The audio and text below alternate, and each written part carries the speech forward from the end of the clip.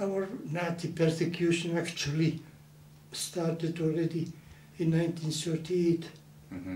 But as a child, to grow up in Central Europe, like Bratislava or Budapest, it wasn't easy.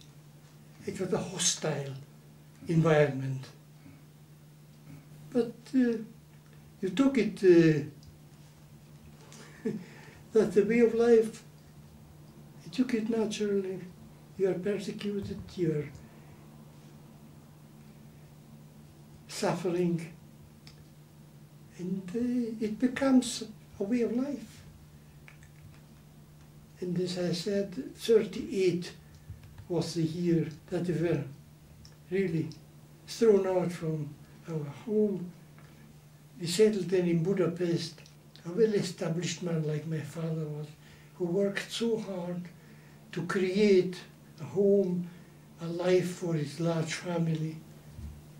And then in seconds it was over.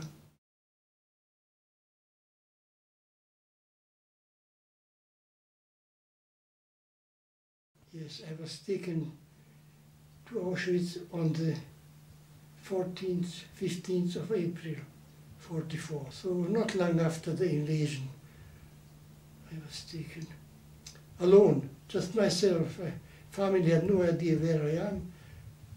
All the time they didn't know where I am, whether I'm alive or dead. And I didn't know about the family. You see, Auschwitz, that was a world of violence and hatred. And there was no connection with the outside world, no connection with the outside world. It was in the middle of nowhere, the most evil place in the world. Okay. We were just lining up inside Auschwitz already. Then one of the Polish prisoners was killed at my foot because he came over and asked for my, which was forbidden to have contact, the old prisoner with the newcomers. And he came running to me. I should give him my wristwatch because they take it away anyway. But it was too late. He was seen by a capo. And he killed him there at my feet. That was the welcome in Auschwitz. And then, difficult to describe all the horrors. 500 survived Auschwitz, and I was among the 500. And we were taken to a camp near Auschwitz, a labor camp. A life developed, you know, in the camp, one for everybody and everybody for one.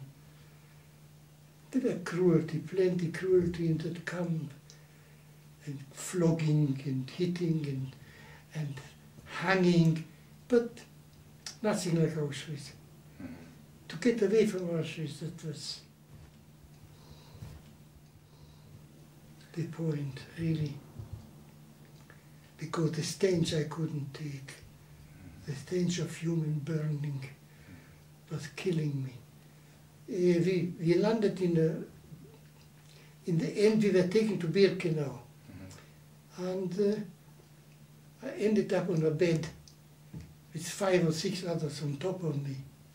The urine was ankle deep on the floor. Impossible to describe the misery. And the Polish prisoners who were there already for a year or two or more, they came, pressed their faces down on that grill and told us what's going on. You will come out here through the chimney. That's what they say. I mean, to come out from Auschwitz alive is a miracle.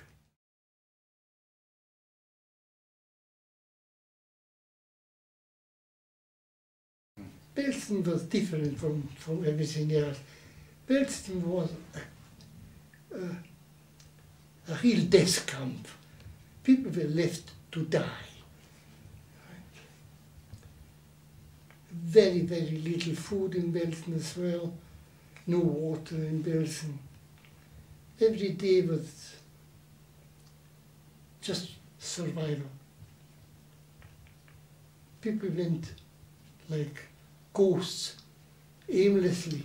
The immense inhumanity of man to man is difficult to describe. And sometimes I've got nightmares about it. But you can't live on yesterday's hatred. So we had to develop a kind of, not forgiveness, but understanding of what happened.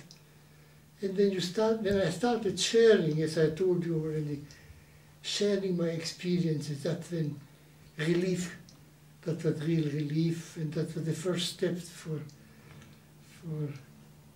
healing process. And I found my way back to conventional life.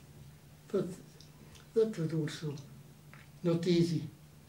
My wonderful little father, such an innocent, fine little man, hard-working. There were millions, unfortunately, of that kind of people who perished. Nobody will ever understand who benefited from that. Who on earth benefited from the Holocaust? My brother, 21. People like that. Fine people, educated people. And it came with Anna Frank's story. In the late 40s or the beginning of 50s, yes, she revealed the true picture of what happened. Unfortunately, she didn't survive. That's an intelligent, wonderful, talented girl. And there were millions of that kind of wonderful girls from all over Europe.